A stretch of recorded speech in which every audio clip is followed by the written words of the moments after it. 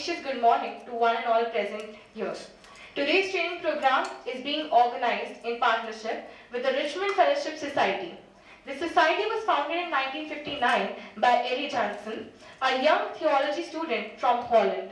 The society works mainly with people experiencing mental health issues, but they also provide specialist services to people for drug, alcohol, and sexual abuse issues. Since 1959, the Society has accomplished a flourishing network of communities of mental health facilities spanning across the globe, which includes Australia, India, Nepal, Canada, and various other countries.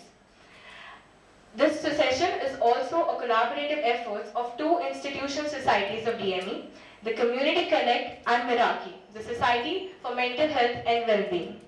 Community Connect Committee is pursuing its mission for helping people and catering a better society. The society's objectives entail to create opportunities for students and faculty and staff to connect with community at large and work for the society and its benefit. Whereas Meraki is Society for Mental Health and Well-being. Society for Mental Health and Well-being at DME, we try to sensitize students about mental health and focus on the art of empathizing. We tend to endeavor to establish a community garden for students and provide psycho and emotional support. However, we at Meraki in no way tend to step into the jurisdiction of therapists. We merely act as facilitators and harbingers of emotional health and well-being. Therefore, I, Ambika Sharma, on behalf of our entire student body of Community Connect and Meraki, extend a warm welcome to our honorable dignitaries. We are glad to have with us here today Professor Dr. Amrish Saxena Sir, Dean, DME Media School. We also have two keynote speakers with us here today. We would like to extend a heartfelt gratitude to Dr. Mridula Seth, Vice President, Richmond Fellowship Program. She has been a pioneer in organizing this training program.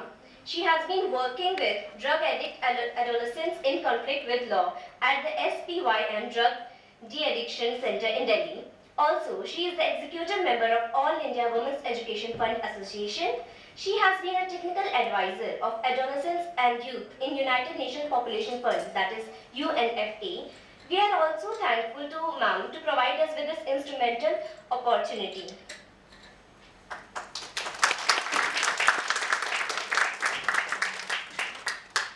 We would like to extend our heartfelt gratitude to Dr. Aparna Khanna, Associate Professor, Lady Irwin College. She specializes in designing and appraising various programs in media for oral and visual communication, as well as new and convergence media, especially in use of ICTs.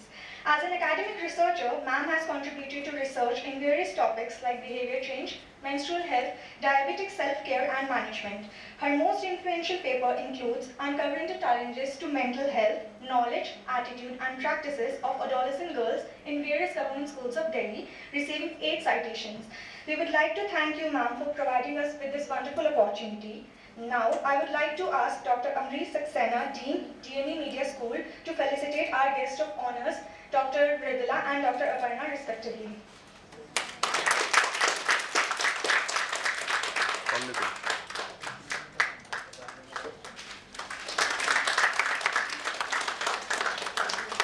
Now I would like to call upon Dr. Mridula Seth, ma'am, to say a few words.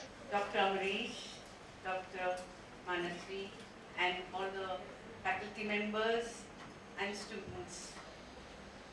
Very happy to see young faces which always energize and enthuse me to come and interact with you and see that the dreams can come true. I can see your eyes, I can interact with you, and after COVID, while we learned a lot, the thrill of having face-to-face interactions, I'm sure you all must be appreciating, though we've got quite comfortable with being online and conducting our meetings. This particular initiative that we are taking is very important. We have signed an MOU between DME and the Richmond Fellowship Society, which is an NGO. I was teaching for 25 years. Aparna was my student and then later on a colleague. And Aprajita, who is also going to be with you today in the training program, is Aparna's student. So I'm really a nani for all of them and for all of you, because my grandchildren are your age. I still continue to be a learner, and I think working on life skills, I feel that life is a continuous journey of learning, and if you want to be at peace and if you want to be happy, which all of us want to, then we have to be very positive. We have to look at what we can do, find a reason to be happy, not an excuse to be unhappy. There are so many things that are challenging, that are frustrating, but there are such wonderful things, and the feeling of gratitude for what you have and what you can give is very, very enriching for each one of you. In this particular partnership, I very strongly believe that academic institutions, you learn a lot, you get a lot of knowledge, but real life skills which are going to help you to meet the challenges of your life now and in future are sometimes not learned while you are in the campus. It is something outside the campus where you learn those life skills. And we hope that through this beyond the four walls, B for W, that you will have an opportunity to learn about others, people who are not so privileged. And the most important thing now I feel is if you have a balance and you are in control of your mind, because being in control of your mind is the biggest possession that you have. It is not a person's fault that the mind gets out of control, or you have a problem because of disability or an imbalance of your mind. And if you are empathetic with people who for some reason are facing some kind of a mental illness, we don't call them patients, we call them PMIs, people living with mental illness, then you become empathetic. All of us in our life go through some kind of a stress. If you are able to overcome that stress, if you are able to identify somebody in our family, among our friends, in the community, who is suffering, who's anxious, who's not talking about it, but you can feel it, you can see it, and you are sensitive, then we hope that you will be motivated to do your bit. I am not going to be here for the day, so I would just end with just a prayer and a blessing for all of you, that may God give you to give. Give, but with your feet on the ground. Give with a knowledge that you yourself need to be given. Give with that knowing that some people don't need to ask. You have to find out what they need. Give with the knowledge that you yourself need to be given, and thank Him, thank the Almighty who has given you to give. Give your knowledge, your energy, your enthusiasm, your positivity, and that's why I'm here today, because I want to give you those positive vibes and make you feel that you can make a difference to yourself, to others in your family, and to the world. We have a lot of things to grumble, but let us be happy and make others happy. Thank you. And this is very much. Thank you so much, ma'am, for those inspirational words. Now, I would like to ask Amrish Saxena Sir, Dean, DME Media School, to impart few words of guidance. So it's indeed a matter of pleasure that this session is happening after so much delay. It was supposed to happen much earlier. And since the time I met Dr. Mridula, since that time, I mean, she has such qualities of taking initiatives and persistently pursuing the things that I really admire her for that. And she has been continuously after me that this association should materialize between Richmond Foundation and DME so that something can be done for the sake of society, and that is how finally we entered into an MOU between Richmond Society and DME. And then it is simply a takeoff. Many more activities will follow. The whole objective was that some selected students who are really interested in working in the area of mental health and community service, they are brought to one platform wherein they can be trained, and that is how Dr. Aparna is with us to impart that training. She herself is such a busy person that she was finding it difficult to spare time for today's session. Finally, it is happening. So I believe the kind of training which is going to happen today in this session will be of great benefit to each one of the participants, with the expectation, as Dr. Mridula said, just said, that you should learn how to give.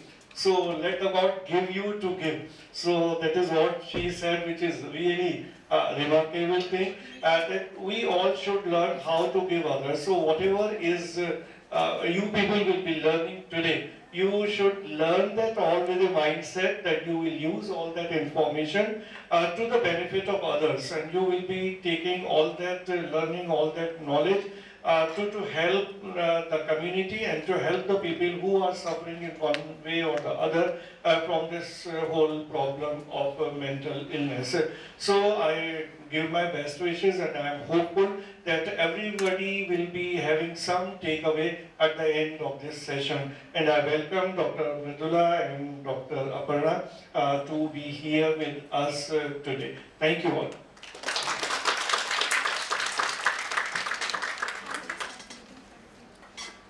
Request Dr. Aparna to share a few words of wisdom with us.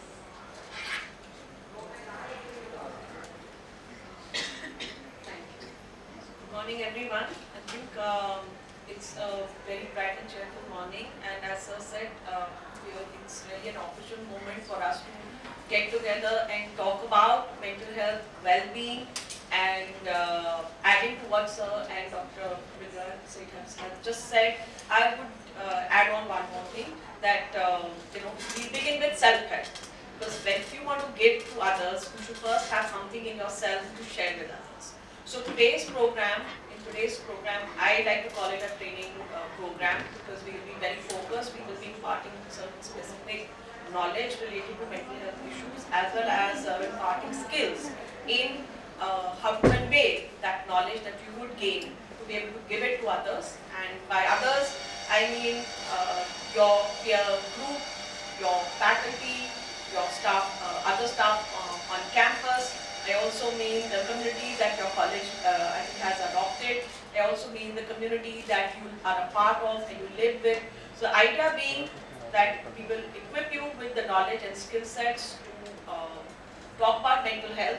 First, know what is mental health yourself, and then talk about it in a simple, uncomplicated way to make more people aware of mental health issues and concerns, and also identify warning signs and signals or behavior patterns that somebody might be showing, so that if you identify a problem well in time, you are also able to address it in a timely manner.